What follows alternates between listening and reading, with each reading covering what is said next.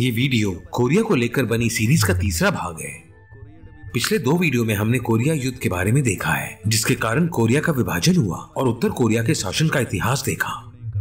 लेकिन कई लोगों को उत्तर कोरिया और उसकी आर्थिक व्यवस्था में आम लोगों के जीवन के बारे में अधिक जानने में दिलचस्पी उठते हुए देखा गया है।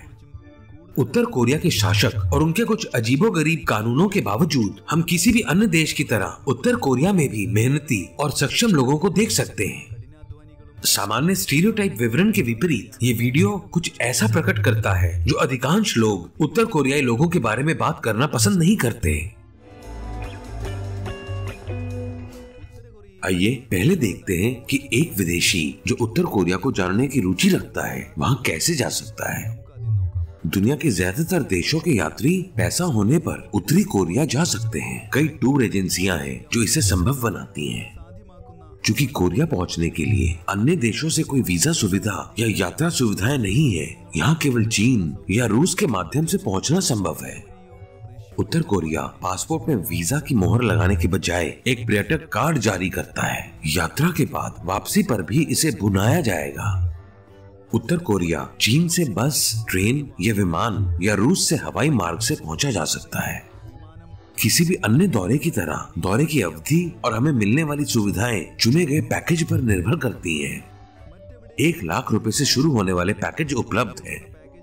यात्रा शुरू होने से पहले उत्तर कोरिया में क्या करें और क्या ना करें पर जागरूकता क्लास भी होगी। उत्तर कोरिया की अपनी एयर कोरिया टे या एयर चाइना उड़ानें बीजिंग से प्योंगयांग के लिए अधिकांश दिनों में संचालित होती हैं। चूंकि उत्तर कोरिया संयुक्त राष्ट्र के प्रतिबंधों के कारण विदेशों से नए विमान खरीदने में असमर्थ है, वो भी पुराने सोवियत विमानों का उपयोग करते हैं। प्योंगयांग की और वैकल्पिक दिनों में सीमावर्ती शहर डांगडोंग से और बीजिंग से एक दैनिक ट्रेन है। प्योंगयांग पहुंचने के बाद यात्रा एक गाइड की देखरेख में होगी जो हमें सौंपा जाएगा। उसके निर्देशों और उत्तर कोरिया के कानूनों का सख्ती से पालन किया जाना चाहिए। यात्रियों के साथ उत्तर कोरिया दक्षिण कोरिया दृश्य, साहित्य और धार्मिक ग्रंथों पर पश्चिमी कार्यों को रखना सख्त वर्जित है। उत्तर कोरिया या उसके नेताओं का अपमान करना जघन्य अपराध माना जाता है। साथ ही सैनिकों या रणनीतिक ठिकानों की तस्वीरें लेने पर सख्त नियंत्रण है। विदेशियों को प्योंगयांग में केवल सरकार द्वारा निर्धारित निर्दिष्ट होटलों में रहने की अनुमति है। 2016 में ऑटो वॉम्बियर नाम के एक अमेरिकी छात्र को एक होटल से उत्तर कोरियाई सरकार के एक पोस्टर को हटाने के लिए गिरफ्तार कर लिया गया था, जहां वो रुका था। ये घटना यहाँ की कानूनी व्यवस्था की सख्त प्रकृति को दर्शाती है। जबकि आगंतुक स्थानीय लोगों से बात कर सकते हैं, स्थानीय लोग विदेशियों से बहुत सावधान रहते हैं। सामान्य प्रथा पर्यटकों को उन जगहों पर ले जाने के बजाय उन जगहों को दिखाना है जो सरकार उन्हें दिखाना चाहती है। राजधानी प्योंगयांग को एक मॉडल शहर के रूप में डिजाइन किया गया है। ये शहर उत्तर कोरिया के पहले शासक किम इल सुंग का सपना सच होने जैसा है। शहर में करीब 30 लाख लोग रहते हैं। चूंकि प्योंगयांग में रहने का स्तर देश में कहीं और से बेहतर है, इसलिए हर कोई वहां नौकरी करना चाहता है। लेकिन यहाँ नियुक्ति उन्हीं को मिलेगी जो प्रशासनिक नेतृत्व में है और सरकार के करीब है। इसमें से अधिकांश उत्तर कोरिया की सामाजिक व्यवस्था के विजात वर्ग है, जिन्हें हमने पिछले वीडियो में देखा था। किस क्षेत्र में प्रत्येक आदमी को काम करना चाहिए, ये सरकार द्वारा तय किया जाता है। ये नियुक्ति उस समय की सरकार की प्राथमिकताओं पर आधारित है। देश में 17 साल की उम्र के सभी पुरुषों और चयनित महिलाओं को 10 साल तक सेना में सेवा देनी होगी। लेकिन ये सरकारी अधिकारियों के बच्चों पर लागू नहीं होता है। सामाजिक व्यवस्था में सबसे निचले पायदान पर रहने वालों को सेना में प्रवेश नहीं मिलता है। अधिकांश पुरुष 30 वर्ष की आयु के आसपास विवाह करते हैं, क्योंकि अनिवार्य सैन्य सेवा 27 वर्ष की आयु में पूरी हो जाती है। हालांकि उत्तर कोरिया में निजी उद्यम प्रतिबंधित है। पिछले 2 दशकों से उत्तर कोरिया में एक समानांतर अर्थव्यवस्था अस्तित्व में है। अतीत में सरकार एक सामान्य नागरिक के परिवार के लिए आवश्यक सभी आवश्यकताएं प्रदान करती थी, लेकिन 90 के दशक में देश को खाने की कमी का सामना करना पड़ा और लोगों ने अपनी जरूरतों को पूरा करने के लिए काला बाजार का रुख किया। इनमें से अधिकांश सामान चीन से आयात किए जाते हैं, लेकिन दक्षिण कोरिया और जापान से समुद्र के रास्ते माल लाना असामान्य नहीं है। ये माना जाना चाहिए कि ये सरकार की मौन स्वीकृति से हो रहा है, क्योंकि इसका फायदा सिर्फ आम लोग ही नहीं बल्कि किम जोंग उन समेत सेलिब्रिटीज भी उठा रहे हैं।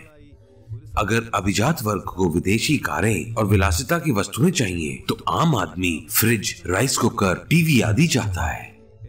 उत्तर कोरिया बिजली की भारी कमी का सामना कर रहा है। प्योंगयांग गंभीर रूप से प्रभावित नहीं है, लेकिन ग्रामीण क्षेत्रों में घंटों तक बिजली कटौती आम है। ये सीमा सौर पैनलों के उपयोग से दूर हो जाती है। प्योंगयांग के गणमान्य व्यक्ति किसी अन्य देश के लोगों की तरह ही आरामदायक जीवन जीते हैं। उनके पास लग्जरी रिसोर्ट्स और रेस्टोरेंट और फैशन स्टोर होने चाहिए। इसका एक उदाहरण प्योंगयांग के पूर्व में मासेकर योंग स्की रिजॉर्ट है। विदेशी पर्यटकों को आकर्षित करने के लिए किम जोंग ने अपनी सेना की मदद से इस होटल को बनवाया था। अधिकांश उत्तर कोरियाई नागरिक सेना में या सरकार द्वारा निर्दिष्ट व्यवसायों में काम करते हैं, लेकिन इसके अलावा चीन में कंपनियों के लिए काम करने वाले उत्तर कोरियाई कर्मचारी भी हैं। ये उत्कृष्ट कर्मचारी हैं जो कम वेतन पर अनुशासन के साथ काम करते हैं।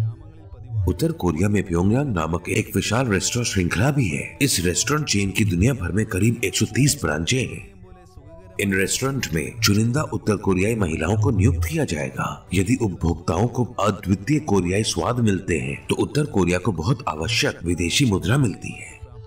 वैसे तो चीन उत्तर कोरिया का सबसे बड़ा व्यापारिक साझेदार है, लेकिन भारत सहित अन्य देशों के साथ उसके अच्छे व्यापारिक संबंध हैं। उत्तर कोरिया का मुख्य निर्यात कोयला, खनिज, कपड़े और कृषि संसाधन है। कूटनीतिक स्तर पर भारत के उत्तर कोरिया से संबंध बिल्कुल भी खराब नहीं है। एक आम धारणा है कि उत्तर कोरिया में टेलीफोन और मोबाइल फोन व्यापक नहीं है, लेकिन उत्तर कोरिया इस संबंध में किसी भी विकासशील देश की तरह है। उत्तर कोरिया का राष्ट्रव्यापी लैंडलाइन नेटवर्क है। मोबाइल फोन भी इतने दुर्लभ नहीं है। ये आमतौर पर वरिष्ठ सैन्य और सरकारी अधिकारियों और उनके परिवारों को दिए जाते हैं। हाल ही में आम लोगों को भी ये सुविधाएं उपलब्ध कराई जा रही हैं, लेकिन केवल स्थानीय कॉल ही कर सकते हैं। अन्य देशों को कॉल करने के लिए उच्च अधिकारियों की अनुमति की आवश्यकता होती है। हालांकि आधुनिक नहीं, उत्तर कोरिया के पास अपेक्षाकृत व्यापक 3G नेटवर्क और ऑप्टिकल फाइबर नेटवर्क है, लेकिन ये उत्तर कोरिया के आंतरिक नेटवर्क का ही हिस्सा है। कोई विदेशी साइट या एप्स उपलब्ध नहीं है। देश के 98% घरों में टीवी है, लेकिन कुछ ही सरकारी चैनल और कुछ चीनी चैनल ही उपलब्ध हैं। संक्षेप में उत्तर कोरियाई लोग लोहे की काल कोठरी में रह रहे हैं। उत्तर कोरिया जाहिर तौर पर किसी भी अन्य विकासशील देश की तरह ही है, लेकिन जो बात उत्तर कोरिया को अलग बनाती है वो भेदभाव, अजीब और कठोर कानून और दंडात्मक उपाय हैं जो आज भी इसका सत्तारूढ़ नेतृत्व जारी है।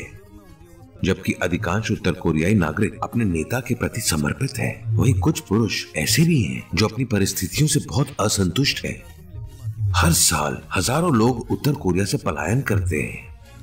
दक्षिण कोरिया की नीति उत्तर कोरिया के सभी शरणार्थियों का स्वागत करना है, लेकिन वहां पहुंचना आसान नहीं है। दो कोरिया के बीच DMZ को पार करना अत्यंत कठिन है।